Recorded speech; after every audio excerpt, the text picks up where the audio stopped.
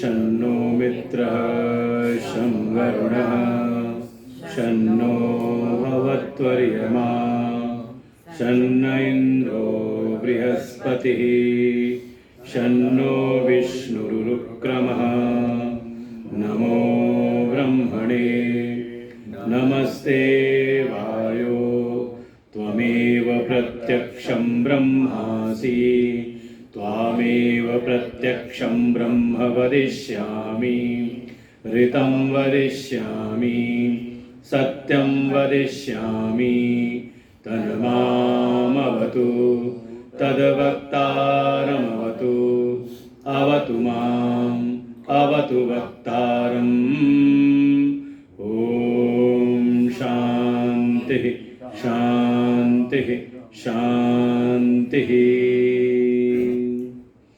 ॐ सहना भवतु सहनौ भुनक्तु सह वीर्यं करवावहै तेजस्विनावधीतमस्तु मा विद्विषावहै।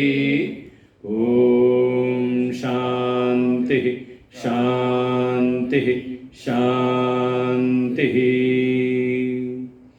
ॐ यश्छन्दसामऋषभो विश्वरूपः छन्दोभ्योऽध्यमिता सम्बभूव समेन्द्रो मेधया शृणोतु अमृतस्य देवधारणो भूयासं शरीरं मे विचर्षणं जिह्वा मे मधुमत्तमा कर्णाभ्यां भूरिविश्रुवं ब्रह्मणकोशोऽसि मेधया पिहितः श्रुतं मे गोपाय। ॐ शान्तिः शान्तिः शान्तिः। ॐ अहं वृक्षस्वरेरिवा कीर्तिः पृष्ठं गिरेरिव ऊर्ध्वः पवित्रो वाजिनीव स्वमितमस्मि द्रविणपुंसवर्चसं सुमेधा अमृतोक्षितः इति त्रिशङ्कोर्वेदानुवचनम्। ॐ शान्तिः शान्तिः शान्तिः। ॐ पूर्णमदः पूर्णमिदं पूर्णात् पूर्णमुदच्यते पूर्णस्य पूर्णमादाय पूर्णमेवावशिष्यते। ॐ शान्तिः शान्तिः शान्तिः। ॐ आप्यायन्तु ममाङ्गानि वाक्प्राणचक्षुः श्रोत्रमथो बलमिन्द्रियाणि च सर्वाणि ब्रह्मोपनिषदं माहं ब्रह्म निराकुर्यां मा ब्रह्म निराकरोत् अनिराकरणमस्त्वनिराकरणं मे अस्तु तदात्मनि निर्तेय उपनिषत्सु धर्मा ते मयि सन्तु ते मयि सन्तु। ॐ शान्तिः शान्तिः शान्तिः।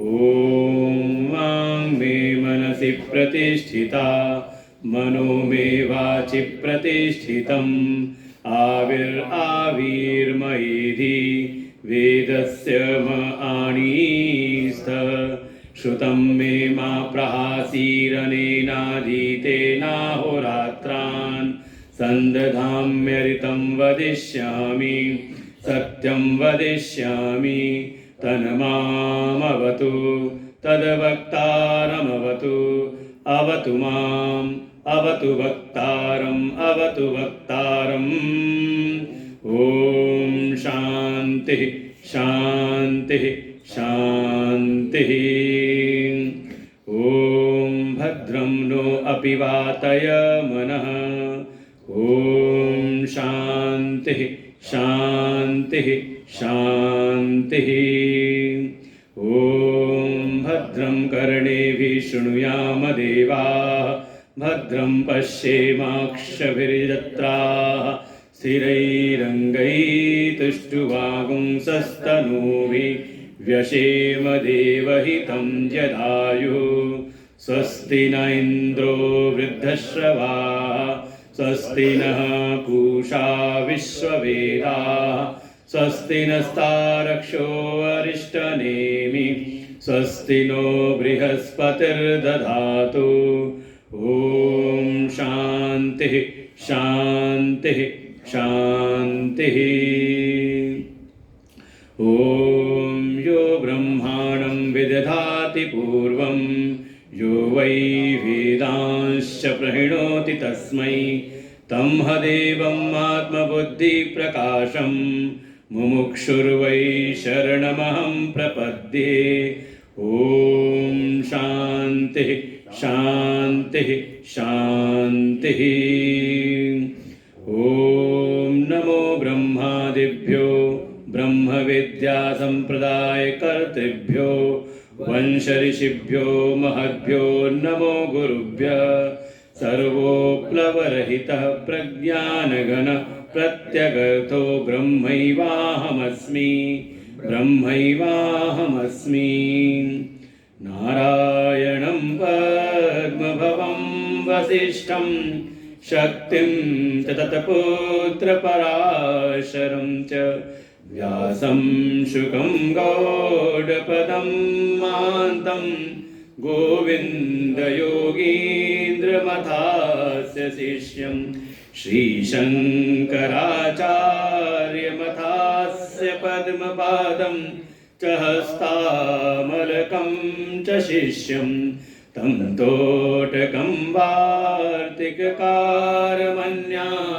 अस्मद्गुरुन् सन्ततमानतोऽस्मि सर्ववेदान्तसिद्धान्त गोचरं तमगोचरं गोविन्दं परमानन्दं सद्गुरुं प्रणतोऽस्म्यहम्।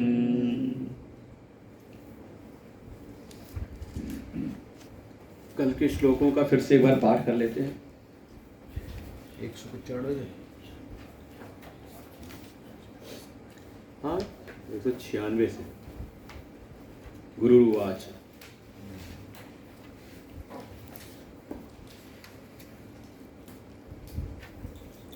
श्री गुरुर्वाच सम्यक् पृष्टं त्वया विद्वन् सावधानेन तत् शृणु प्रामाणिकी न भवति भ्रान्त्या मोहितकल्पना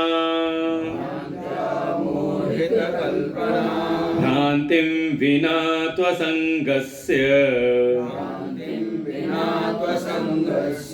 निष्क्रियस्य निराकृते न घटेतार्थसम्बन्धो नभसो नीलतादिव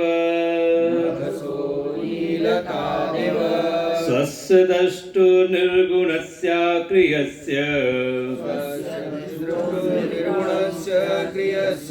प्रत्यगोधानन्दरूपस्य बुद्धेः प्रत्यगोधानन्दरूपस्य बुद्धेः भ्रान्त्या प्राप्तो जीवभावो न सत्यो भ्रान्त्या प्राप्तो जीवभावो न सत्यो मोहापाये नास्त्यवस्तु स्वभावात् मोहापाये नास्त्यवस्तु स्वभावात् यावद्भ्रान्ति तावदेवास्य सत्ता यावद्भ्रान्ति तावदेवास्य सत्ता मिथ्या ज्ञानोज्जिम्भितस्य प्रमादात् मिथ्या ज्ञानोज्जिम्भितस्य प्रमादात् रज्ज्वां सर्पो भ्रान्तिकालीन एव रज्ज्वां सर्पो भ्रान्तिकालीन एव भ्रान्तेर्नाशेनैव सर्पोऽपि तद्वत् भ्रान्तेर्नाशेनैव सर्पोऽपि तद्वत् अनादित्वम् अविद्यायाः अनादित्वम् अविद्यायाः कार्यस्यापि तथेष्यते कार्यस्यापि तथेष्यते उत्पन्नायां तु विद्यायाम् उत्पन्नायां तु विद्यायाम् आविद्यकमनाद्यपि आविद्यकमनाद्यपि प्रबोधे स्वप्नवत् सर्वम् प्रबोधे स्वप्नवत् सर्वम् सह मूलं विनश्यति मूलं विनश्यति अनाद्यपीदं नो नित्यम् अनाद्यपीदं नो नित्यम् प्रागभाव इव स्फुटम् प्रागभाव इव स्फुटम् अनादेरपि विध्वंसः अनादिरपि विध्वंसः प्रागभावस्य वीक्षितः प्रागभावस्य वीक्षितः यद्बुद्ध्युपाधिसम्बन्धात् यद्बुद्ध्युपाधिसम्बन्धः परिकल्पितमात्मनि परिकल्पितमात्मनि जीवत्वं न ततोऽन्यत्तु जीवत्वं न ततोऽन्यत्तु स्वरूपेण विलक्षणम् स्वरूपेण विलक्षणम् सम्बन्ध स्वात्मनो बुद्ध्या सम्बन्धः स्वात्मनो बुद्ध्या मिथ्या ज्ञानपुरस्सरः मिथ्या ज्ञानपुरःसरः विनिवृत्तिर्भवेत् तस्य विनिवृत्तिर्भवेत्तस्य सम्यक् ज्ञानेन नान्यथा सम्यग्ज्ञानेन नान्यथा ब्रह्मात्मैकत्वविज्ञानम् ब्रह्मात्मैकत्वविज्ञानम् सम्यक् ज्ञानं श्रुतेर्मतम् सम्यग्ज्ञानं श्रुतेर्मतम् तदात्मानात्मनो सम्यग् तदात्मानात्मनो सम्यक् विवेकेनैव सिद्ध्यति विवेकेनैव सिद्ध्यति ततो विवेकः कर्तव्यः ततो विवेकः कर्तव्यः प्रत्यगात्मा सदात्मनोः प्रत्यगात्मा सदात्मनो। कल के 10 श्लोक उन्होंने पढ़े थे, जिसके लिए मन में भाव था कि एक बार इसको दोबारा, कल सबके चेहरे से लग रहा था कि कुछ काफ़ी कुछ समझ में आ रहा है। चेहरे खिल भी रहे थे कि हाँ, लग रहा है कि अब कहीं तक हम पहुंच गए हैं विचार करते करते। ये होता है, इसलिए कहा भी कि जो श्रवण है वो साक्षात साधन है। ज्ञान जो है सुनते सुनते ही हमें अनुभूति होती है। तो जैसा कि इस विवेक चूड़ामणि नामक ग्रंथ में आदिगुरु भगवान शंकराचार्य जी द्वारा जो रचित है, इसमें मनुष्य के कल्याण के साधन का वर्णन है, जिसमें मुख्य रूप से विवेक पर जोर दिया। विवेक का 2 चीज़ें जो मिली हुई हैं उनको अलग अलग करके पहले समझें। क्या 2 चीज़ें हैं? तो कहा एक अपना चेतन आत्मा है और दूसरा अनात्मा है। तो उसको अच्छी प्रकार से सुनने वाले शिष्य ने, साधक ने सुना और अच्छी प्रकार से उसको विचार कर लिया कि हाँ, एक आत्मा है और एक अनात्मा है। ये जो अपना शुद्ध चैतन्य आत्मा है, जो हमें भीतर अंतस में अनुभव होता है अहम के रूप में, ये जो शुद्ध चैतन्य आत्मा है, इसका ही अनात्मा के साथ में हो गया संबंध, तादात्म हुआ, और तादात्म होते ही जीव भाव स्फुरित हो गया। तादात्म हुआ उसके साथ में, और वो अपने शुद्ध चैतन्य आत्मा को न जान करके उस जिससे तादात्म, उसमें ही उसने कर लिया अहम भाव बुद्धि में, और फिर बुद्धि देह आदि में अहम भाव करके फिर वो जगत के सारे कार्य व्यापार करते हुए अपने में कर्ता भोक्ता ज्ञाता ऐसे ही भाव अपने में मान लेता है कि मैं जानने वाला हूँ, मैं करने वाला हूँ, मैं भोगने वाला हूँ। भाई ये तो भाव समझ आता ही है जीवन में। भाई सुखी दुखी कौन हो रहा है? कहते मैं हो रहा हूँ। अभी अब तो इसका हमें फल भोगना पड़ेगा। एक जरा सा कोई कर्म हुआ और मन के भीतर अच्छे वेदांत में चलता रहता है, ये उथल पुथल चलती रहती है। अब तो हमसे ये गलती हो गई, हमसे ये पाप हो गया, तो क्या कर रहे हैं? पाप जो हुआ उसके कर्ता बने ना, और साथ ही में उसका फल तो हमें भोगना पड़ेगा। तो भोक्तापन भी भीतर है। ये दोनों कर्ता भोक्ता सबका सब उस अपने शुद्ध चैतन्य आत्म स्वरूप में ही हो गया आरोपित, इस तादात्म्य कारण। और यही जहां पर ये जो जिस हो रहा है वो शुद्ध चैतन्य आत्मा, उसमें ना कर्तृत्व है, ना भोक्तृत्व है, ना ज्ञातृत्व है, लेकिन उसमें ये सब आरोपित हो गया। तो वही कहा, अब वो हो गया जीव भाव, जीवत्व रूप में आ गया वो। ये कर्तृत्व भोक्तृत्व ही जीवत्व है। कर्तृत्व भोक्तृत्व मिट जाए, समझो जीवत्व भंग हो गया। लेकिन जब तक है तब तक वो जो शुद्ध चैतन्य आत्मा था वो हो गया। अरे जैसे कह सकते हैं कि कोई हो बिल्कुल धनाढ्य परिवार का हो, पिताजी तो उसके सेठ हैं, वो भी धनाढ्य है, लेकिन किसी कारण से उसका हो जाए मति भ्रम, परिवार से बिछुड़ जाए और मति भ्रम हो जाए, कुछ उसकी याददाश्त ना रहे, तो क्या है फिर? वो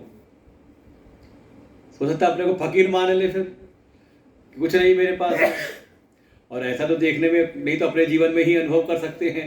खा पी करके सोए और सपने में भूख से तड़प रहे हैं, दर भटक रहे हैं, तो क्या है?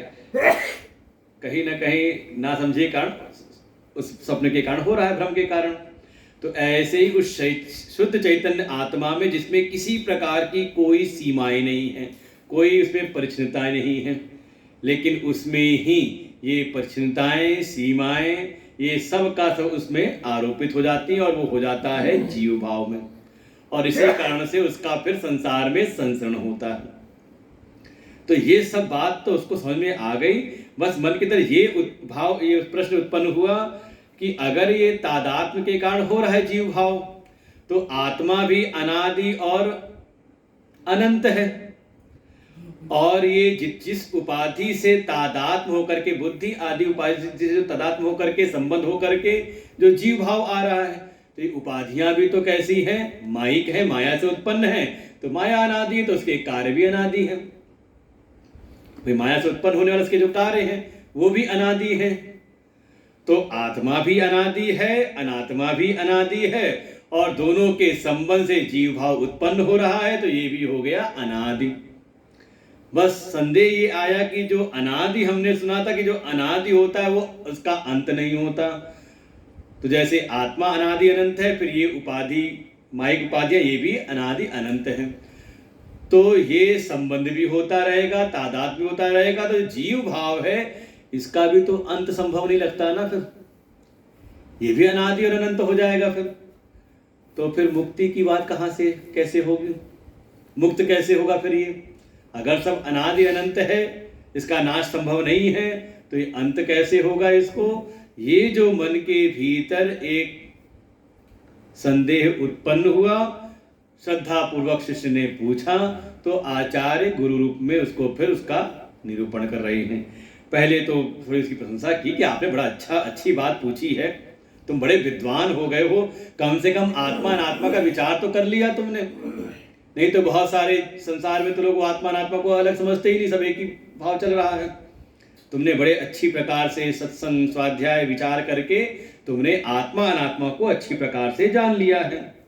बस ये जो सारी जो कल्पनाएं हो रही हैं अनात्मा की, ये सब की सब का जो कारण है वो है भ्रांति, अज्ञान उसका कारण है, ना समझी। इसलिए उसकी कोई भी वास्तविकता नहीं होती, उसकी कोई प्रामाणिकता नहीं है, ये भी जानना चाहिए।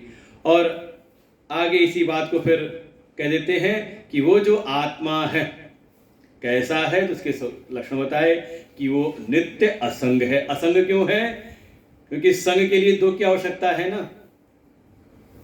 कल भी बात कहा था भाई, किसी का किसी संग हो रहा है, संबंध हो रहा है, दो होने चाहिए ना। लेकिन आत्मा का स्वरूप क्या है? वो सर्वरूप है, एक है, एकमेव अद्वितीयम।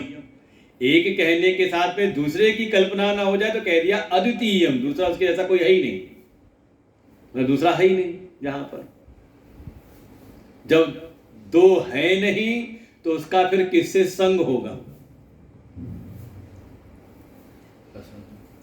इसलिए वह असंग है, उसका किसी से संग होता नहीं। फिर निष्क्रियस्य, उसमें किसी प्रकार की कोई क्रिया विक्रिया नहीं होती, क्योंकि उसमें कोई अंग उपांग नहीं है। भाई हमने हमारे शरीर में अंग उपांग हैं, तो इसमें आप क्रियाएं या इसकी कोई विक्रिया आप कर सकते हो। क्षत विक्षत किसी को कर सकते हो, उसके अंग को तो काट के करते हैं। कोई वृक्ष है तो आपने क्या किया, उसकी शाखा काट दी, उसकी टहनी काट दी, कर सकते हो। लेकिन जिसमें कोई ऐसा कोई अंग उपांग हो ही ना, वो ऐसा ना, सब विचार करें दिक्कत क्या होती है कि हमने चीजें देखी हैं सब व्यक्त रूप को, तो हम उसके ही आधार पर समझने का प्रयास करते हैं। भाई किसी के अंग को काट सकते हो, अब लक्ष्मण जी ने नाक काट दी क्योंकि नाक थी उसके पास में, नाक होती ना उसकी, तो आत्मा की नाक वाक है इसलिए कह देंगे वो बिना पैर के भी चलता है, बिना हाथ के भी नाना प्रकार के कर्म करता है, बिना कान के ही सुनता है। इसलिए उसके लक्षण बताए जाएंगे, उसमें कोई अंग उपांग है नहीं। तो जब कोई उसमें अंग है नहीं तो उसमें कोई विकार भी नहीं, कोई क्रिया भी नहीं होती, वो सभी क्रियाओं से रहित है। निष्क्रियस्य निष्कलम शांतम निर्बद्धम निरंजनम, श्रुति वाक्य ही है। तो निष्क्रिय से फिर निराकृत है। निष्क्रिय क्यों है? क्योंकि निराकार है, उसमें किसी प्रकार कोई आकार है ही नहीं, एक है ना भाई। आकार भी हमें भाई आकार का अनुभव कैसे, एक के आकार को दूसरा दे सकता है जो दूसरा है ही नहीं, वो निर्गुण निराकार स्वरूप है। ऐसा जो अपना आत्मा है, इसमें जो भी ये सारी कल्पनाएं हो रही हैं, बुद्धि और बुद्धि से ही आगे जो भी सब चीजें चल रही हैं, क्योंकि अंतरंग कोश था विज्ञानमय कोश, उसके आगे जो थे मनोमय, प्राणमय, अन्नमय और फिर सारा संसार का पसारा, ये सब की जो कल्पना उसमें हो रही है वो बिना भ्रांति के नहीं हो सकती। और ये खूब होता है, चीज रखी है कोई और, कई बार होता है कि किनारे कहते हैं माइलस्टोन लगा होता है, लगता है कोई बैठा हुआ है,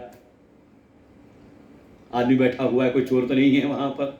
ये होता है कहीं ना कहीं, चीज है कुछ और, उसकी वास्तविकता है कुछ और, लेकिन हमने भ्रम के कारण, ना समझी के कारण ठीक ठीक जो वस्तु है उसका हमको को ग्रहण नहीं हुआ और उसमें कुछ अन्यथा ग्रहण हो गया। इसको आप कह सकते हो, जो हमने पढ़ा था पीछे, अध्यास। ये होता रहता है जीवन में, व्यवहार में हर जगह दिखाई देता है। जो चीज जैसी है वैसी न अनुभव हो करके उससे कुछ अलग अनुभव में आने लगती है। तो कह रहे हैं उस ऐसी जो अपनी आत्मा है, जो असंग है, निष्क्रिय है और निराकार है, उसमें ये सारी कल्पनाएं, आकार की कल्पना भी हो जाती है, उसमें ही विकार की कल्पना भी हो जाती है और उसमें ही संग की, संबंध की कल्पना भी हो जाती है। कैसे हो रही है? का न बिना भ्रांति, बिना भ्रांति के संभव है नहीं। कैसे? कहा जैसे आकाश में नीलापन है नहीं लेकिन अनुभव में आता है, दिखाई देता है हमें नीला आकाश, ऐसे ही उस अपने शुद्ध चैतन्य आत्म स्वरूप में ये बुद्धि आदि सबकी कल्पना भी हो जाती है, उससे संबंध भी हो जाता है और ये सारी प्रवृत्ति निवृत्ति रूप बंधन भी हमें दिखाई देता है। पुनः उसी बात को फिर समझाते हैं कि वो आत्मा कैसा है। कहा वो द्रष्टु स्वरूप है, साक्षी है, दृष्टा है वो सब चीजों का। उसमें दर्शन क्रिया, देखने क्रिया नहीं हो रही। ये ना समझे कि जैसे हम देख रहे हैं तो देख रहा है, उसके साथ सब चीजें जा रही। बिल्कुल कोई ऐसी घटना नहीं जो उसके समक्ष ना आ रही हो, सबका साक्षी बनता है। दृष्टा स्वरूप है, निर्गुण है, कोई उसमें गुण नहीं। फिर अक्रियस्य, फिर वही आ गया, कोई उसमें क्रिया नहीं। प्रत्यग बोध, ये जो भीतर अनुभव होता है, आत्मा का अनुभव कभी बाहर नहीं होता कि मेरी आत्मा वो वहां रखी है। कहाँ पर? तिजोरी में रख करके आए हैं, तोते में रखी हुई है, या कठपुतली में है, उस गुड़िया में है।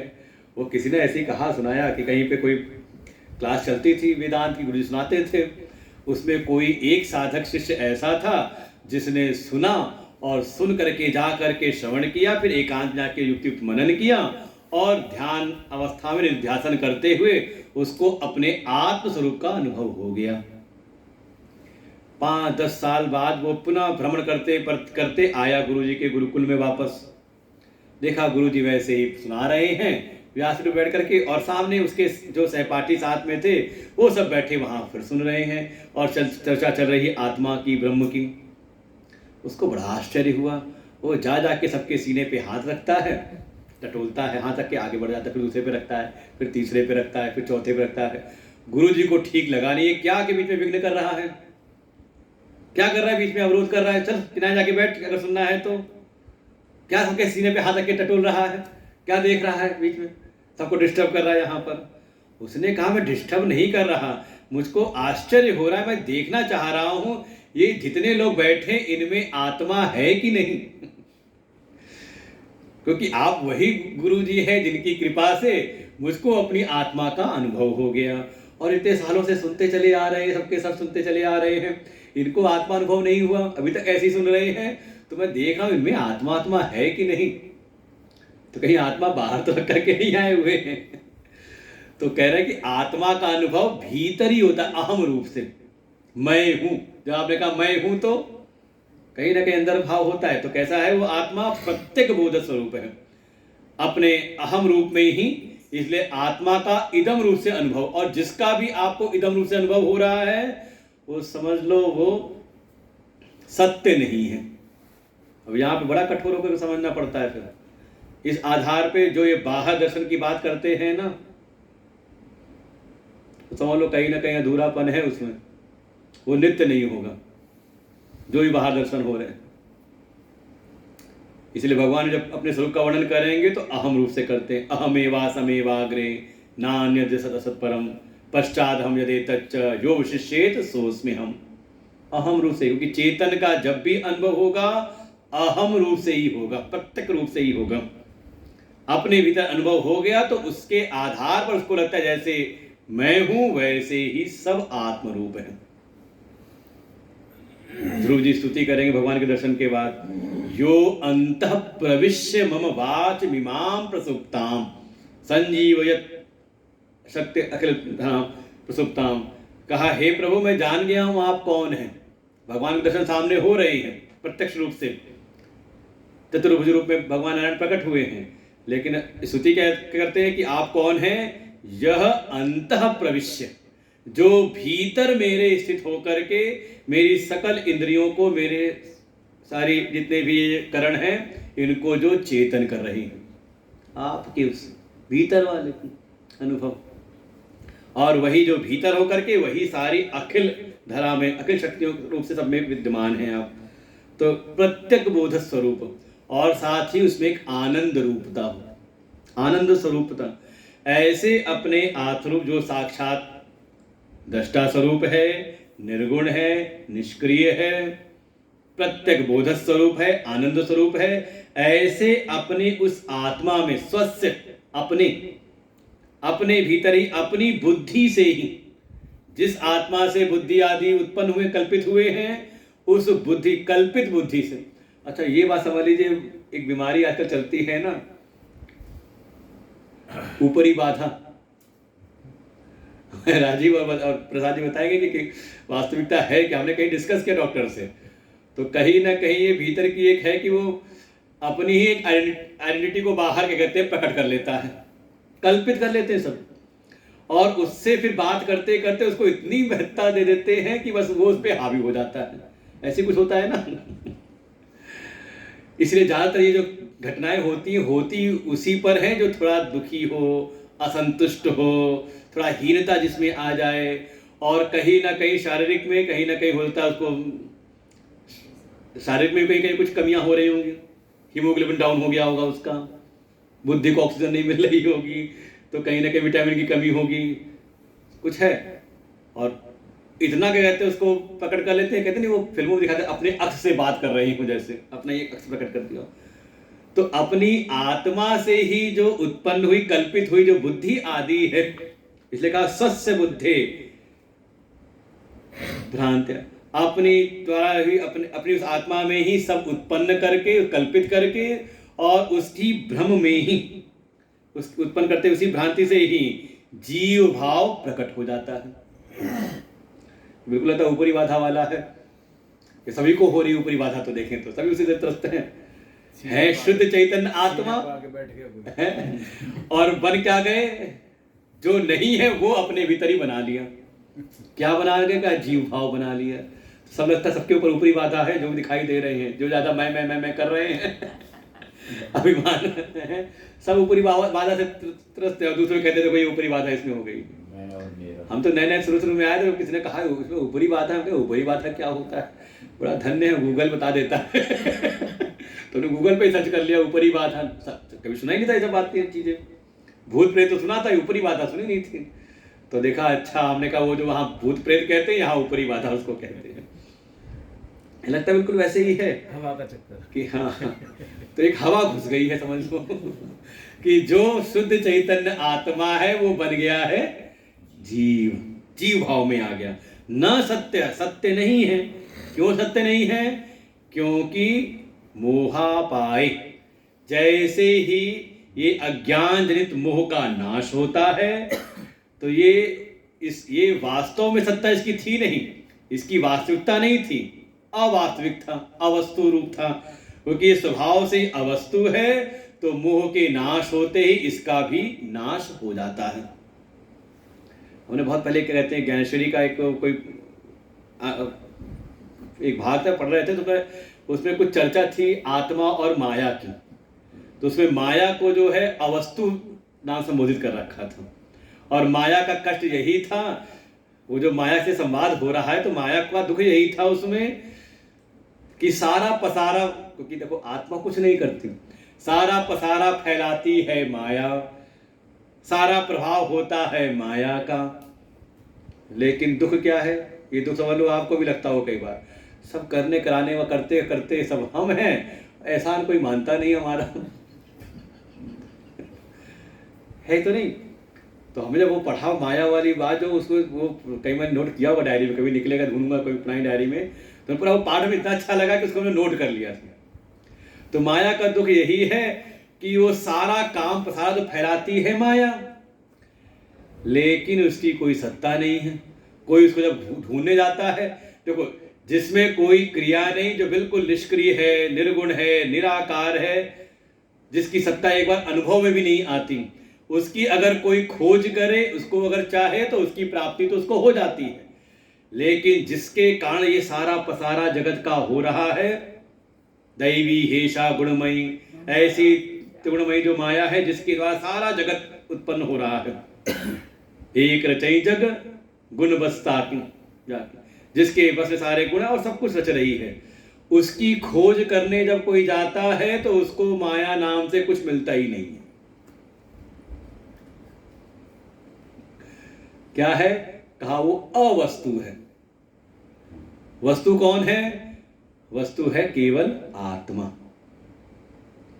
आत्मा की उपलब्धि तो हो सकती, भले सामान्य स्थिति में उपलब्धि ना हो रही हो, लेकिन कोई अगर साधना करे, सदगुरु आश्रय में रहते हुए साधन संपन्न हो, तो धीरे धीरे साधना करते करते उसको उस न अनुभव में आ रही वस्तु का अनुभव हो जाता है, अपनी आत्मसत्ता का।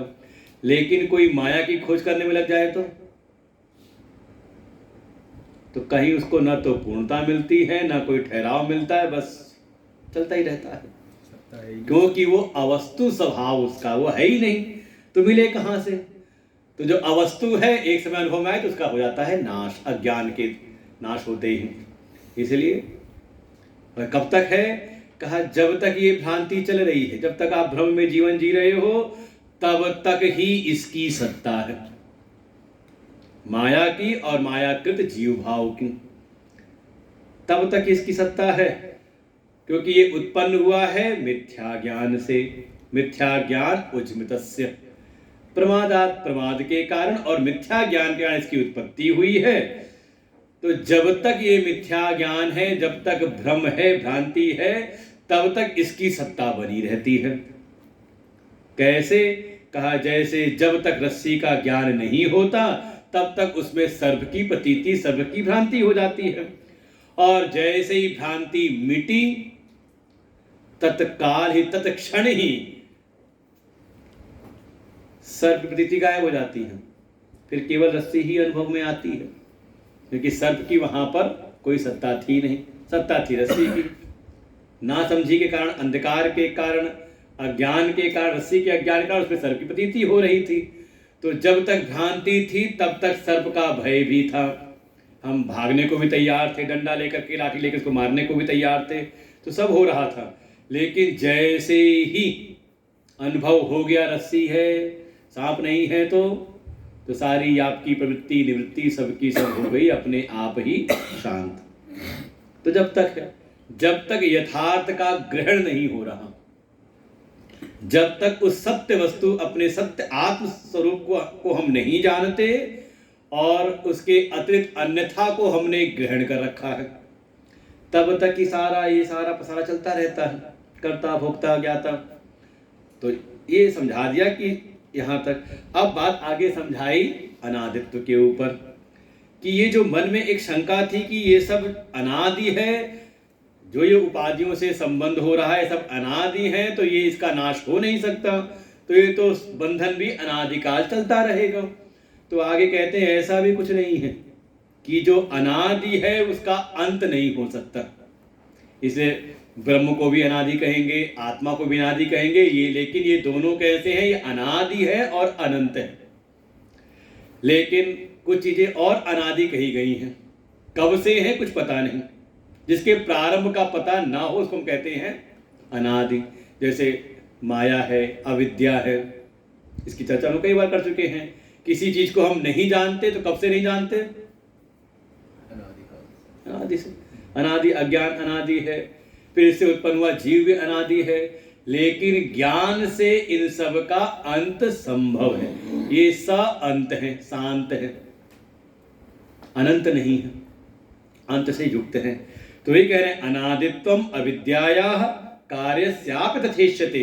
हाँ ठीक है, ऐसा स्वीकार करते हैं कि ये जो अविद्या है ये अनादि है, अविद्या के जो कार्य हैं तो वो भी हो गए अनादि।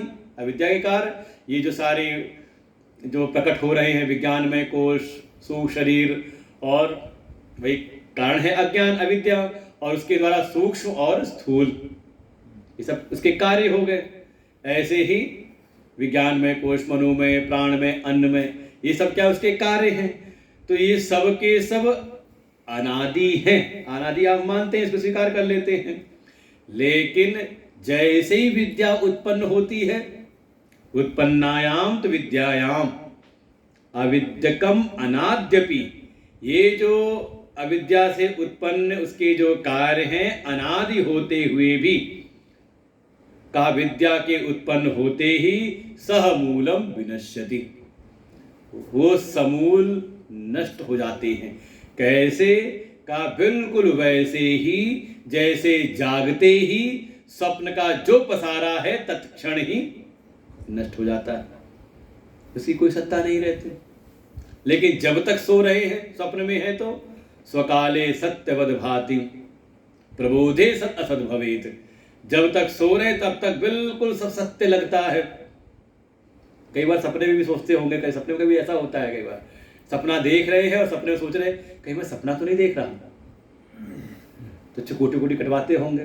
कभी ऐसा हुआ है कि सपना देखा है कि हमने, कभी हमें याद आ रहा है कभी ऐसा था कि सपने में भी सोच रहे हैं अरे नहीं मैं सपना देख रहा हूँ, फिर सपने में सपने से जग गए, तो सपने के सपना जो था वो मिथ्या हो गया।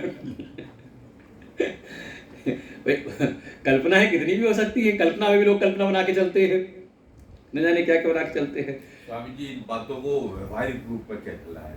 सब व्यवहारिक बात तो चल रही है। अव्यवहारिक बात कौन सी है? जैसे कहते हैं ना, ये संसार तो है ब्रह्मांड रूप है ब्रह्म का।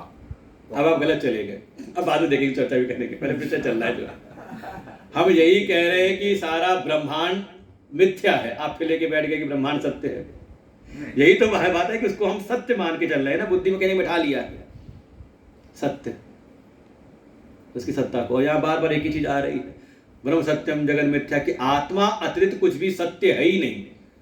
वो जो कभी पढ़ाया गया तो किसी स्तर में पढ़ाया गया हो, आप किसी ने समझाया होगा, तो पुरानी चीज को हमें मिटाना भी आना चाहिए।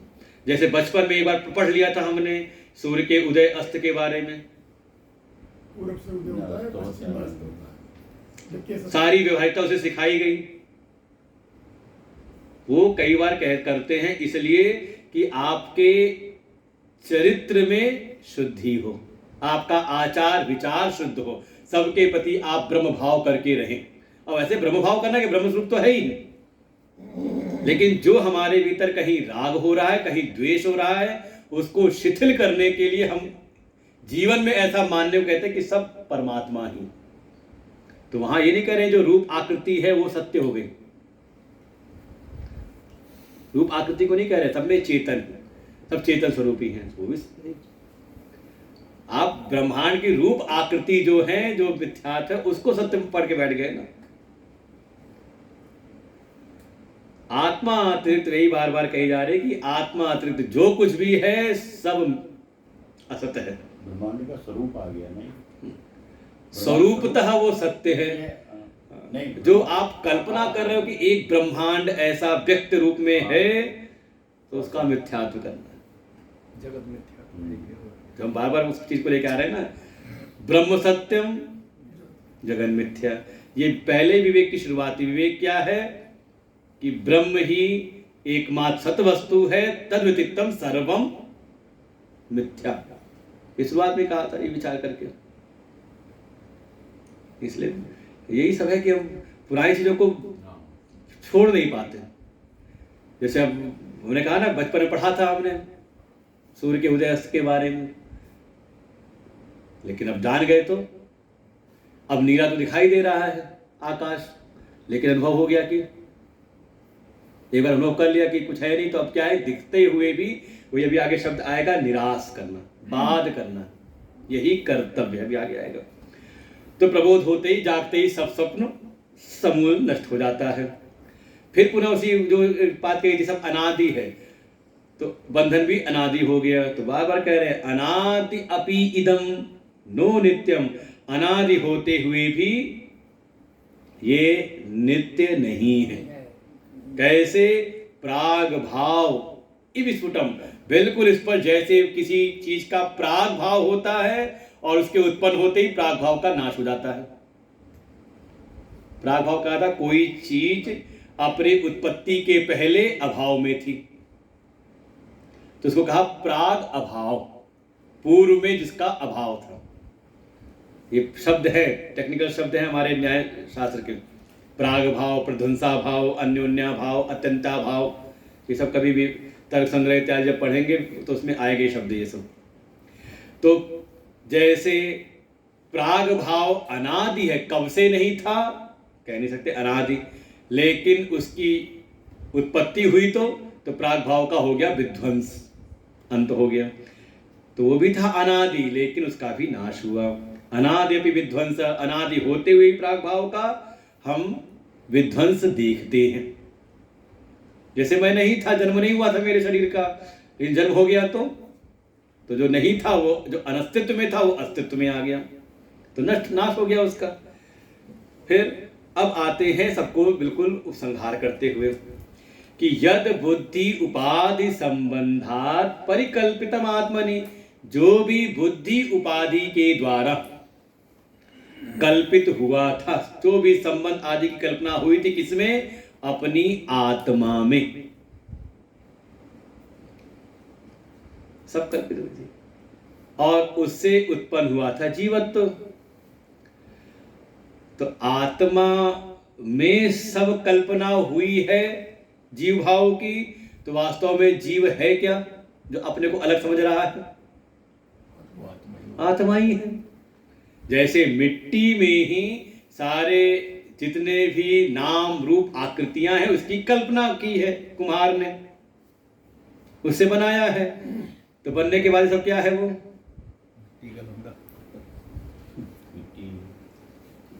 मृत्तिका इत्येव सत्यम, मृत्तिका ही वहां पर सत्य रूप में विराजमान है। तो सारी कल्पना आत्मा में हुई है। तो आत्मा में कल्पना होकर जीव भाव उत्पन्न हुआ है। तो कह रहे हैं जीवत्वम न ततो अन्यत्तुम। इसलिए जो जीव है वो भ्रम के कारण अपने को जीव मान करके अपने को आत्मा से अलग समझ रहा था कि आत्मा अलग है, जीव अलग है। लेकिन जब विचार किया तो समझ में आया जीव जीव बन के जो बना हुआ था। जैसे समुद्र के जल में कोई फेन उत्पन्न हुआ, झाग, कोई बुलबुला उत्पन्न हुआ, कोई लहरें उत्पन्न हुई, वो अपनी एक अलग सत्ता लेके चलते हैं, लेकिन अंततः है क्या वो? सब जल ही है। जैसे एक ही धागे से दृष्टांत दिया जाता है, जैसे माताएं एक ही ऊन के धागे से अनेकों प्रकार की कहते हैं स्वेटर में वो फूल पत्ती सब उसमें बुन देती है सबके सब। तो जो फूल पत्ती उसे बनी हुई क्या क्या है वो? का वो धागा ही है। कुछ और उसमें डाल दिया, उसमें उसी से कर दिया उसमें, और जैसे धागा खींचा सब एक में आ गया उसी में। तो ऐसे ही स्वरूपेण न विलक्षणम, ये जो अपना ये जो जीव भाव भीतर उत्पन्न हुआ था ये स्वरूप से अलग नहीं है। भ्रम के कारण हमने अपने आप को वैसा, देखो संबंध के आधार पर तो हो ही जाता है। मनुष्य एक है लेकिन संदर्भ के कारण उसमें अनेक प्रकार के व्यक्तित्व आ जाते हैं। सामने अगर आ गए बच्चे तो क्या हो गए आप? पिता माता हो गए। सामने आ गए पिता माता तो भाई बंधु आ गए, भाई बहन आ गए, तो संदर्भ में वैसे हो गए। हो गया आप इंसान है नहीं मानो। तो मनुष्य तो समझ गए। ऐसे ही आत्मा में ही, जैसे मनुष्य में ही संदर्भ आधार पे अनेकों संबंध कल्पित हुए, तो सब क्या है? वास्तव में मनुष्य ही है। जैसे एक ही व्यक्ति नाटक में जाके अलग अलग रोल करे, वही हनुमान भी बन जाता है राम की सेना में, वानर सेना का बन जाता है, ये खूब होता है रामलीलाओं में। अब तो नहीं देखी, बचपन के हम लोग देखते थे छोटे में, तो कई बार हम लोग होता था कि हम लोग भी भर्ती हो जाते हैं नाटक उसमें।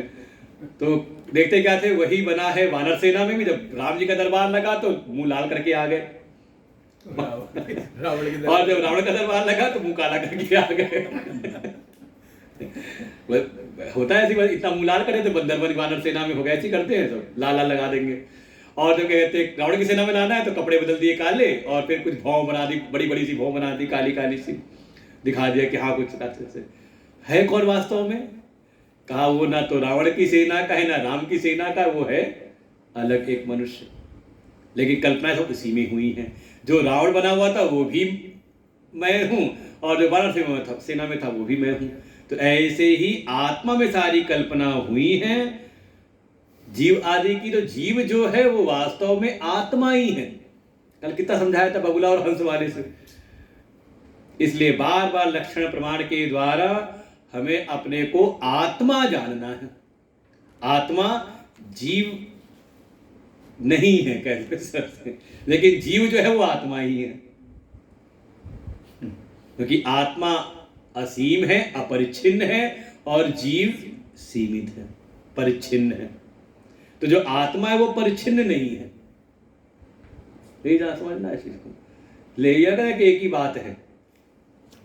जीव को कह रहे हैं कि जीव वास्तव में वो आत्मस्वरूप ही है, उससे अलग कुछ नहीं है। इसीलिए इसकी निवृत्ति विनिवृत्ति भवे तस्य सम्यक ज्ञाने न अन्यथा। इसलिए सम्यक ज्ञान के अतिरिक्त इसलिए अपने आत्मस्वरूप के अनुभव के लिए ज्ञान के अतिरिक्त कोई और उपाय नहीं है। कर्म, भक्ति, उपासना जो सब है, धर्म, कर्म, उपासना इत्यादि जो भी है, सब केवल आपकी उस स्थिति के लिए, निर्माण के लिए है कि आप ऐसा विचार करने में सक्षम हो जाओ, अंतःकरण आपका शुद्ध, निर्मल, एकाग्र हो जाए, जिससे कि आपको ये सामर्थ्य आ जाए कि आप इस सम्यक ज्ञान का विचार कर सको। अब देखो इस समय लगता है पूरा पूरी बुद्धि में जोर पड़ा हुआ है कि नहीं? हम देखने ज्यादातर हमारे बीड़ी पानी बड़ा खींचा हो रहा है, लग रहा है बिल्कुल एकाग्र है, सबके चेहरे लगता है बिल्कुल। हमारे अग्रवाल जी ने अपने टिका लिया कि हम जोर ज्यादा पड़ रहा है, सिर को संभालना जो है, जोर ज्यादा पड़ा तो टिका के बैठ तो ऐसी स्थिति कि हमारे अंतःकरण की एकाग्रता हो, निर्मलता हो, कि हम इसका विचार कर सकें। फिर सबसे बड़ी बात क्या है कि पुराने संस्कारों को हम छोड़ सकें, त्याग की वृत्ति आए। हम अगर पुराने संस्कार, वासनाओं को ही, हमें स्मरण में है कि जब शुरू में हम आए थे मेरठ आश्रम में, तो गुरुजी कमरे में कुछ कोटेशन लगी हुई थी। उसमें एक कोटेशन ये भी थी कि अपने संस्कारों को सत्य मान के जीना ही बंधन है। तो उस समय शब्दों से ज़्यादा परिचित थे नहीं, तो हमें बड़ा उल्टा लगता था। संस्कारों को हम संस्कार मान रहे, अच्छे संस्कार जो है, संस्कारों सत्य मान करके जीना बंधन कैसे है, मन में आता था। अब समझ में आता है कि हाँ, चाहे वो संस्कार बुरे हों चाहे अच्छे हों, कुछ भी है तो उसको सत्य नहीं मान के चलना है। सत्य मान लिया तो बंधन ही है। अब समझ में आती हो बात। सत्य केवल अपना आत्मस्वरूप है, तो सम्यक ज्ञान के अतिरिक्त इसकी निवृत्ति नहीं हो सकती। तो सम्यक ज्ञान क्या है? जैसे आपने जाना कि जीव आत्मा ही है, उससे अतिरिक्त कुछ नहीं है, ऐसे ये ज्ञान हो जाए कि आत्मा ही ब्रह्म है। केवल अपने भीतर आत्मा को जान लिया, सबसे अलग, तो समझ लो ठीक है, हमने जान लिया कि मैं जीव नहीं हूं, आत्मा हूं, चेतन हूं। लेकिन अपने को अगर सबसे अलग समझा तो कहा नहीं, ये अपना जो आत्मा है वही ब्रह्म है, इसमें किसी प्रकार का कोई अंतर नहीं है। इसलिए कहा ब्रह्म आत्मा एकत्व विज्ञानम। ब्रह्म और आत्मा के एकत्व का अनुभव, यही सम्यक ज्ञान है। किसने कहा है? श्रुतेर मतम, ये श्रुति का मत है। इसलिए संसार में कौन क्या कह रहा है, उसकी क्या अनुभव है, वो हमारे लिए प्रमाणिक नहीं होता। दुनिया में कौन क्या कह रहा है, प्रमाण क्या है हमारे लिए? हमारे वेद। ये पक्का बना के रखना चाहिए, नहीं तो कई बार लोग इसलिए झगड़ा करते रहते हैं, उन्होंने ऐसा कहा था। अरे कहा होगा उन्होंने, उनकी जैसी समझ उन्होंने किया, कहा होगा। हमारे लिए प्रमाण कोई मनुष्य नहीं, कोई पुरुष नहीं, बल्कि जो अपौरुषेय ज्ञान है वो हमारे लिए वेद ही इसलिए प्रमाण है। वेद ने इस विषय में क्या कहा है, और फिर वेद का भी एक स्तर है, उसमें भी देखना पड़ता है किस विभाग में आई है। इसलिए शब्द दिया वेदांत। हम जो अध्ययन कर रहे हैं, वेद का नहीं बल्कि वेदांत का अनुभव जो हम लोग अध्ययन कर रहे हैं, तात्पर्य इसको कहा जो वेदों का अंतिम निर्णय है।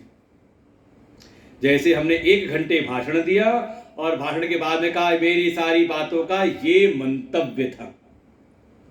अब कोई मंतव्य उसके बाद को ना पकड़े और पहले की सारी बातें पकड़ के बैठ जाए। जैसे कई बार चर्चा होती है तो कई बार चीज को समझाने के लिए दृष्टांत पकड़ते हैं, दृष्टांत का सहारा लेते हैं, और समझने वाला कभी बार तो ऐसा होता है कि जो बात समझानी थी उसको तो ध्यान देता नहीं, वो दृष्टांत को पकड़ के बैठे चर्चा करने लग जाता है। ये हम लोग को अनुभव होता है। जिस चीज को समझाना था तो जिसके माध्यम से समझा रहे थे, जिसको समझा उसको समझा नहीं, लेकिन जिस माध्यम से समझा उसको लेके बैठ जाते हैं। अरे इसमें ऐसा हुआ था, उसमें ऐसा था, हमने भी ऐसा अनुभव किया, हमें भी परिप्रेक्ष्य को लेकर मूर्छित अवस्था कौन सी है? मूर्छित अवस्था होता है आएगी, वो अलग विषय है। जो प्रसंग चल रहा हो उस पर प्रश्न आना चाहिए। तो और एक बात और भी है, कोई भी दृष्टांत पूर्ण नहीं होता, पूर्ण रूप से जो जिसको समझाना उसमें घटित नहीं होता, एक पक्ष में घटित होता है वो। और जिस दिन वो पूर्ण घटित हो जाएगा उस दृष्टांत में, तो दृष्टांत नहीं रहेगा वो। गुरु जी एक सवाल ये आता है बार बार कि हमने जान लिया आत्मा क्या है, हाँ जान भी लिया जी, लेकिन उस समय फायदा क्या होगा जी?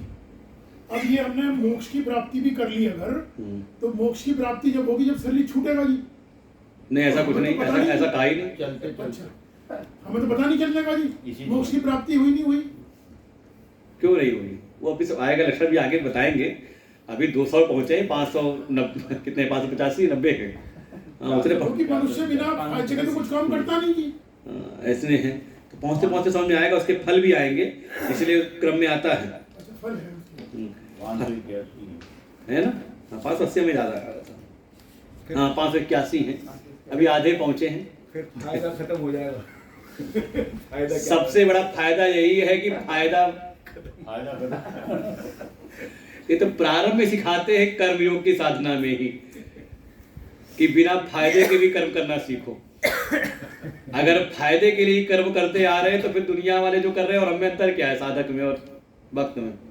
जो साधक भक्त जो है उसमें और संसार में जो रेडी लगा के घूम रहा है। गुरु जी वो वाला फायदा नहीं जी, लेकिन अध्यात्म का कोई फायदा तो हो, अध्यात्म के रास्ते। अच्छा एक बात मैं पूछूं, जी, अगर आपको फायदा ना मिल रहा होता तो क्यों ये 10-15 लोग आके सुबह आके बैठ जाते हो नींद को खराब करके अपनी? हाँ, ये बात भी है।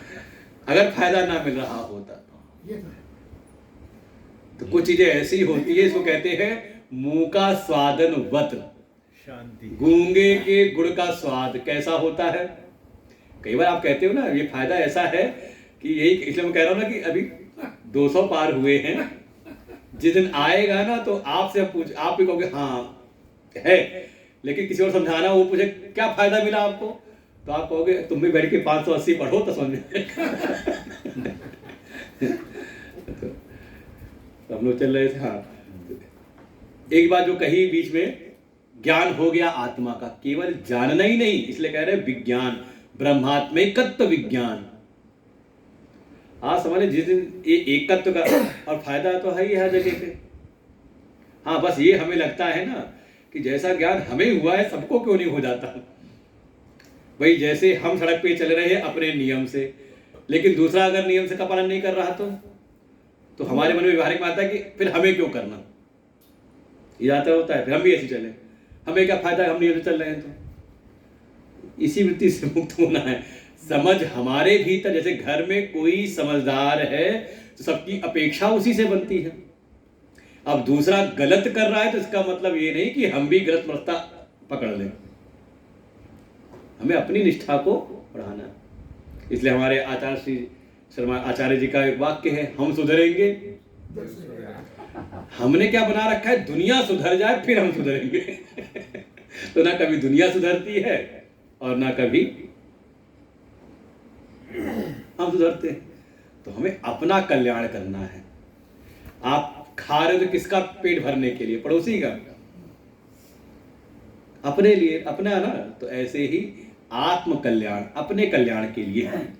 तो सम्यक ज्ञान ये है कि आत्मा और अनात्मा को अलग अलग जान के फिर जो अपना आत्मा है उसको हम ब्रह्म जान लें। और सबसे बड़ा जो फायदा है, व्यवहार सुधर जाएगा। निज प्रभुमय देखई जगत, कहीं संकरों विरोध। विरोध किस लिए हो रहा है? भेद भावनाएं कारण तो हो रहा है। सारा राग द्वेष छल कपट काम क्रोध लोभ मोह मद मात्सर्य किस कारण से है? द्वैत की भावना के कारण तो हो रहा है। द्वैत ना हो फिर आप करो सकता। सिया राम में सब जग जानी करो प्रणाम, तो आपके स्वभाव की निर्मलता हो जाएगी। इस स्वरूप बोध के कारण आपका जो, एक तो संसार में देखो, संसार में किसी को हमने शोभन भाव उसमें किया तब तो उसके प्रति लालायित हो रहे हैं ना, उसमें सत्यत्व का भाव लेके तब तो उसके लिए लालायित हो रहे हैं। संसार में कहीं पर इस वैसा आकर्षण, और ये तो आप लोग को अनुभव में होगा, आप तो इतना से सुनते सुनते, जैसा संसार में आकर्षण पहले था क्या आज भी वैसा ही है? आवाज तो होता है ठीक है, हो गया तो अच्छा है, नहीं तो अपना काम चल रहा है ना, एक मन में आ जाता है संतुष्टि, एक आती भीतर संतोष धन आ जाएगा, जीवन संतुष्टि हो जाती, तो फल नहीं है, फायदा नहीं है। मन के बुद्धि का जो बोझ था वो हल्का नहीं हो जाता है। अच्छा, पहले जो जीवन हम जी रहे थे तब बुद्धि की स्थिति, मन, और आज का मन फर्क है गुरु जी। परिस्थितियां तो आज भी आ रही हैं, उससे ज़्यादा विकट परिस्थितियां आ जाती हैं, तो ये फायदा नहीं है। पहले झुंझुन आती थी गुरु जी ज्यादा, पहले दवाई खा के नींद आती थी, अब थोड़ा कम आ रही है। अब बिना दवाई के भी नींद आ जाती है, और क्या है। तो ये सब फायदे नहीं है जीवन के, तो है। तो ब्रह्मात्मा इसलिए है, ये तो सत्संग का प्रभाव है, लेकिन आत्मा का ज्ञान होने के बाद क्या प्रभाव है? ये तो सत्संग का प्रभाव है गुरु जी। सत्संगत तो नहीं संगत। फिर कोई प्रभाव की आपको इच्छा ही नहीं बनेगी, ये तो आपको खा करके ही अनुभव करना पड़ेगा। पूछा स्वर्ग कैसा अनुभव होता है स्वर्ग का मरो, पहले पुण्य करके मरो, ये नहीं कि मरो केवल मर करके नहीं, पहले पुण्य करके मरो फिर अनुभव करो स्वर्ग का। तो सारे लक्षण है कि सबसे पहले कि व्यवहार, हम कहीं ना कहीं व्यवहार में देखना चाह रहे हैं उस चीज के फल को, तो एक आनंद की अनुभूति रहेगी। ऐसा आनंद की अनुभूति होगी। अच्छा, किसी सत महापुरुष के पास जाने की इच्छा क्यों होती है? खबर मिली गुरु जी आए, जाने की इच्छा थी, क्या चला के मिला है, क्यों? कहीं ना कहीं लगता है ना कि उनके पास जा करके एक आनंद अनुभूति है, एक बोझ कम सा लगता है, भीतर हल्कापन होता है कि नहीं उनके दर्शन मात्र से। तो ऐसे ही आप भी हो जाओगे, फिर आपसे लोग मिलना चाहेंगे, अरे नहीं मनोज जी से के पास चल के बैठते, उनके पास बैठ के अच्छा लगता है। और ये देखो ये अनुभव भी है, किसी एक के पास जाओ, दुनियादारी की सब चर्चाएं इधर उधर की बातें चल रही हों, तो मन भी आपका उब जाता है, अरे कहाँ आके फंस गए। और किसी के पास गए तो ऐसे ही आप भी जब आत्म रूप में आत्म अनुभव कर लोगे, लोग आपके पास भी आएंगे। आइए चलते हैं, आज मनोज जी के पास चल के बैठते हैं, उनके साथ कुछ चर्चा करेंगे, तो ऐसे हो जाएगा। आप अपने आनंद में रहोगे, दूसरों को भी आनंद मिलना शुरू हो जाएगा आपसे। इसलिए ऐसा है, इसलिए तत्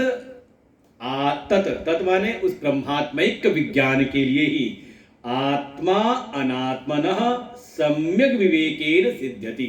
ये जो ब्रह्म और आत्मा के एकत्व का जो अनुभव है, केवल जानकारी नहीं, ज्ञान नहीं, विज्ञान, इसकी सिद्धि कब होगी? जब आप अच्छी प्रकार से आत्मा और अनात्मा का विवेक कर लेंगे, अलग अलग इसको अच्छी प्रकार से समझ लेंगे, लक्षणों के आधार पर प्रमाणों के साथ में जान लेंगे, तो आपके भीतर ये ब्रह्मात्मैक विज्ञान सिद्ध हो जाएगा। आप भी हो जाओगे ब्रह्मनिष्ठ, ब्रह्मज्ञानी नहीं, आत्मनिष्ठ ब्रह्मनिष्ठ आप हो जाओगे। तो ऐसा होने के लिए का ततो विवेक कर्तव्य, इसलिए ये विवेक करना ही कर्तव्य है। जैसे हमें लगता है ना दुनिया के सारे कर्तव्य, घर परिवार दुनियादारी सब कर्तव्य लगता है, ऐसे ही जिसको भी इस अनुभव की प्राप्ति करनी है, सबके लिए नहीं, जिसको दुनिया में भी कुछ करना है तो उसके लिए नहीं कहा, जिसको अपना आत्म कल्याण करना है उसके लिए ये कर्तव्य है, उसको करना ही चाहिए कि सुबह जब भी स्वाध्याय हो तो 8 से 9 बजे आकर के उपस्थित हो जाए।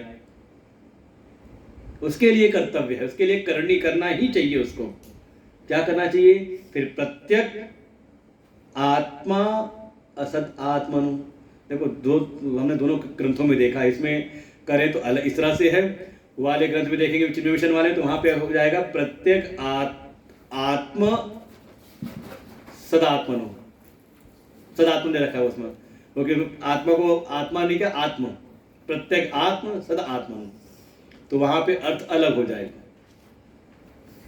यहां पे हो जाएगा प्रत्येक आत्मा और असद आत्मा, इसमें फिर आपको विवेक करना है, और उसके हिसाब से अर्थ वहां पे आएगा कि प्रत्येक आत्मा जो अपना प्रत्येक आत्मा है सदा आत्मनु, ब्रह्म के साथ उसका एकत्व का, तो उसमें थोड़ा हमने देखा दो ग्रंथों को, सुबह आज देखा तो उसमें अलग था शब्द के जो थे ना उसमें मात्रा में, तो इसको हम ऐसे करते क्योंकि हम विवेक कर रहे हैं, अलग अलग करना जो कह रहे हैं, तो वहां तो उसके साथ देखा जाए तो अपनी आत्मा और ब्रह्म को अलग अलग नहीं बल्कि उसमें तो एकत्व देखना है।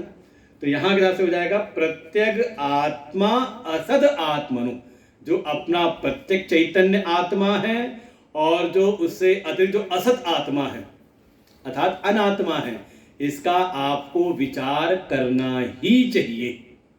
करते रहना चाहिए, जब अवसर मिले तब करना चाहिए, यही हमारा कर्तव्य है। अब कहें साधक को क्या कौन साधना करनी है, कि यही साधना करनी है, आत्मा और अनात्मा का विवेक, हर समय इसको करते रहें। और परिणाम क्या होगा, तो कह रहे हैं जल, अब यहाँ तक तो अब यहाँ से पढ़ लें, आज हम लोग का टाइम फिर ध्यान होने गया, फिर आज आज यही ध्यान लगा हुआ है तो किसको कर लेते, फिर कल आनंदमय कोश 3 श्लोक हैं। जलम पंकवत्यंतम पंकापाये जलम स्फुटम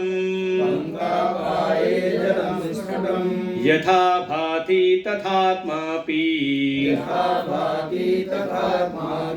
दोषाभावे स्फुटत् प्रभ। जलम पंकवदत्यंतम पंकापाये जलम स्फुटम यथा भाति तथात्मापि दोषाभावे स्फुटप्रभ। जैसे अत्यंतम पंकवद जलम, जैसे कोई अत्यंत ही गंदा जल, बिल्कुल कीचड़ जिसे कहते हैं, पानी में मिट्टी घोल दी, का धीरे धीरे कीचड़ के शांत होते ही, गंदगी है और अचानक से जब छोड़ दो उसको, तो धीरे धीरे जो कीचड़ मिट्टी है, गंदगी उसकी है, नीचे बैठ जाती है। तो पंका पाए कीचड़ के दूर होते ही जलम स्फुटम, जल की बिल्कुल साफ जल हमें दिखाई देता है। यथा जिस प्रकार से, ऐसे तथा तथा आत्मापि दोषाभावे स्फुट प्रभ, ऐसे ही धीरे धीरे इस जो ये आत्मा अनात्मा का चिंतन कर रहे हैं, इसका विवेक कर रहे हैं, ऐसी साधना करते करते करते करते एक समय जब सारे भीतर के दोषों का अभाव हो जाएगा, सारे दोष बिल्कुल मिट जाएंगे, चित्त हो जाएगा अत्यंत निर्मल।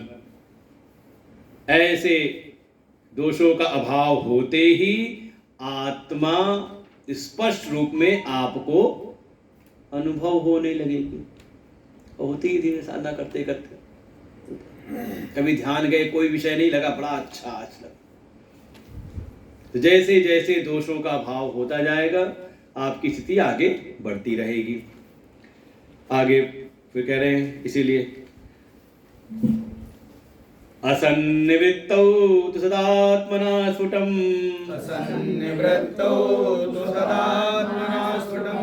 प्रतीतिरेतस्य भवेत् प्रतीचः ततो निराशः करणीय एव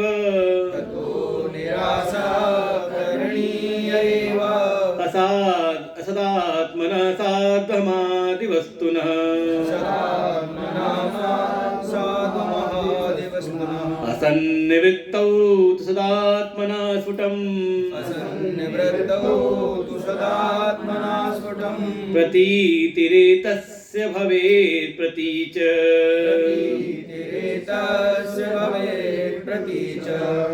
ततो निराशः करणीय एव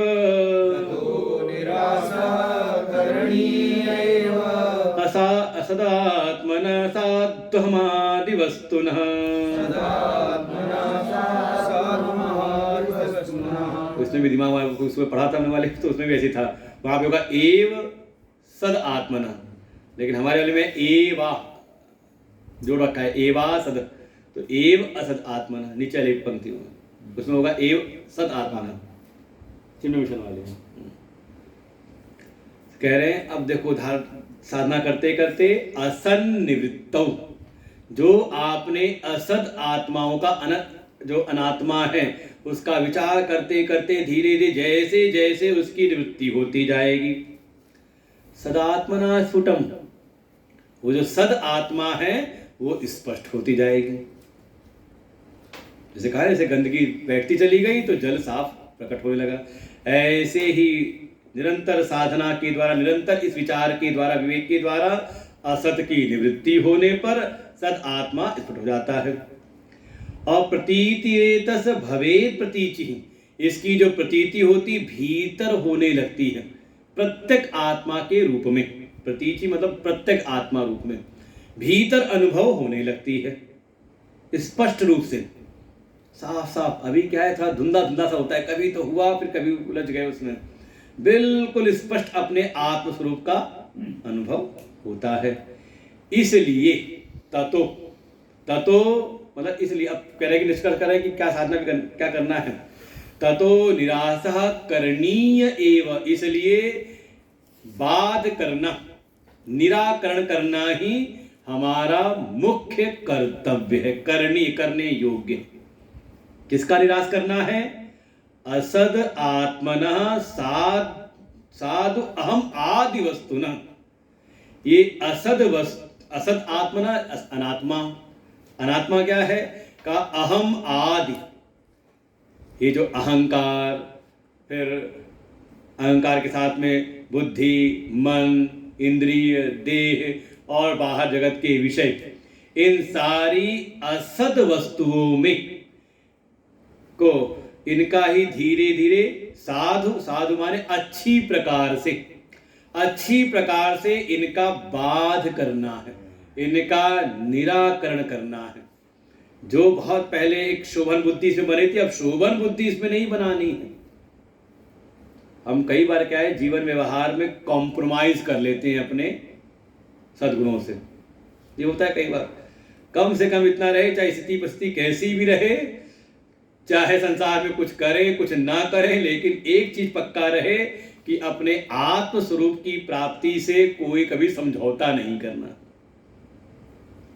नहीं तो कई बार हम लोग कर लेते हैं ऊपरी व्यवहार के कारण भी। इसलिए कह रहे हैं करणीय एव, यही करनी है, यही करने योग्य है। किसके लिए?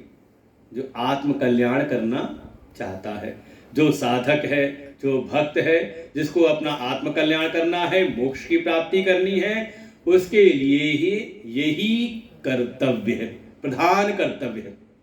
अब देखिए भागवत जी में यही पूछा है, पुरुषस्य यत् कार्यम म्रियमाणस्य सर्वथा यत् श्रोतव्यम अथो जप्यम, ऐसे पूछा। तो भाई पूछा है, हे सुखदेव जी मुझको ये बताइए, जो मरणासन्न है ऐसा जो पुरुष है उसका क्या कर्तव्य है, परम कर्तव्य उसके लिए क्या है, क्या करे? जिसको ये अनुभव बोध हो गया कि हाँ मेरी मृत्यु निश्चित है, क्या करे? अब मुक्ति के लिए फिर क्या करे? मोक्ष चाहता हो तो क्या करे? तो उसके लिए कहा यही कर्तव्य है कि धीरे धीरे जितने भी असद है, असद आत्मा है, जो अनात्मा है, उसका बाध करे और अपनी आत्मा में स्थिति प्राप्त करे। अपनी आत्मा से ना कभी समझौता करें। फिर अब आ गए मुख्य विषय पर, जो प्रसंग चल रहा था विज्ञानमय कोश। अभिज्ञानमय कोश के अंतर्गत ये था, ये सब का सब। अब आगे कह रहे हैं, अतो नायं परात्मा स्यात् विज्ञानमय शब्दभाव विकारित्वा जडत्वाच्च परिच्छिन्नत्व हेतुतः दृश्यत्वाद् व्यभिचारित्वात् नानित्यो नित्य इष्यते। अतो नायं परात्मा स्यात् विज्ञानमय शब्दभाव विकारित्वा जडत्वाच्च परिच्छिन्नत्व हेतुतः दृश्यत्वाद् व्यभिचारित्वात् नानित्यो नित्य इष्यते। जैसे पूर्व के कोशों का था ना, अन्नमय कोश बताया कि अन्नमय कोश क्या है, उसका फिर बात कराया था कि नहीं ये आत्मा नहीं है, अंदर कोई है। प्राणमय कोश बताया, फिर समझाया कि ये आत्मा नहीं है, इसके भीतर है। तो फिर आया मनोमय कोश को समझाया, फिर कहा ये आत्मा नहीं है। लेकिन विज्ञान में कोश समझाया तो उसके बाद ये बात ही समझाई थी कि ये आत्मा नहीं है। क्योंकि कहीं ना कहीं स्थिति जो थोड़ा स्वाध्याय चिंतन विचार में लग जाते हैं तो कई बार वो विज्ञान में कोश में अटक जाते हैं बुद्धि पर। तो अब उसको समझा रहे हैं। और ये पूर्व में कई सारे श्लोकों में ऐसा था, शब्द जालम महारण्यम चित्त भ्रमण कारणम, ये शास्त्रों का भी एक शब्द जाल है। और कई बार लोग इसको बुद्धि का एक विलास मात्र बना देते हैं। ठीक है, अब संसार की चर्चा नहीं करते हैं, चलो बैठो आज उपनिषद की चर्चा करते हैं, आज गीता की चर्चा करते हैं, तो केवल बुद्धि कत न रह जाए। तो कह रहे हैं ये बुद्धि से जो कुछ भी उत्पन्न हो रहा था, ज्ञान विज्ञान सबका सब का, ये सब भी क्या है? विज्ञानमय कोश। तो ये कह रहे अतो न अयम परात्मा स्यात्, इसलिए ये भी वो परम आत्मा नहीं है। कौन का? जिसको कहा विज्ञानमय शब्द से जिसको बता रहे थे, जिस पूरे कोश की चर्चा चल रही थी, जो बुद्धिमय जो विज्ञानमय कोश है, विज्ञानमय नाम शब्द से जो मिलता है, वो भी वो परम आत्मा नहीं है। क्यों? क्योंकि ये बुद्धिमय विज्ञानमय जो कोश है ये भी है विकारी। बुद्धिगत अगर आपकी केवल जानकारी से आप सोचे कि हम मोक्ष प्राप्त कर लेंगे, तो कुछ पता नहीं बुद्धि कब साथ छोड़ दे। ऐसे बहुत सारे बड़े बड़े विद्वानों के बारे में आता, आखिर तो उनको सब भूल गया था। साहित्य भी आता है, राहुल सांकृत्यायन बताते हैं बड़े विद्वान थे, बौद्ध धर्म में चले गए थे, लेकिन आखिरी में सबका सब हो गए भूल। तो बुद्धि भी कैसी है? अब विज्ञान में कोश के दोष बता रहे हैं। कैसा है? का ये भी विकारित्वात्, विकारी है। फिर जड़त्वाच्च, जड़ है। फिर परिच्छिन्नत्वात्, परिच्छिन्न सीमा है बुद्धि की जानकारियों की, ऐसे हेतुतः इस कारण से। फिर दृश्यत्वात्, ये दृश्य रूप में हो रही है, दृष्टा नहीं है। और दृश्य कुछ भी है तो अपने आप उसका कहीं ना कहीं जो दृश्य है तब वो अल्प है, सीमित है। फिर व्यभिचारित्वात्, अरे बुद्धि का व्यभिचार ही बहुत होता है। सब कुछ सुनने के बाद भी लगता है सत्संग में सब बड़ा अच्छा, हाँ बिल्कुल, और बाहर गए तो दुनिया बहुत अच्छी है।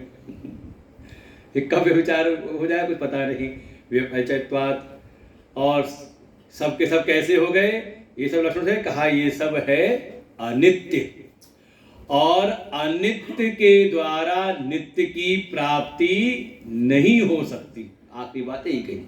अर्थात विज्ञानमय कोश भी अनित्य है। किस कारण से? कहा विकारी, जड़, परिच्छिन्न, दृश्य, व्यभिचारी होने के कारण ये अनित्य है, और अनित्य के द्वारा वो जो नित्य आत्मा है उसकी प्राप्ति संभव नहीं है।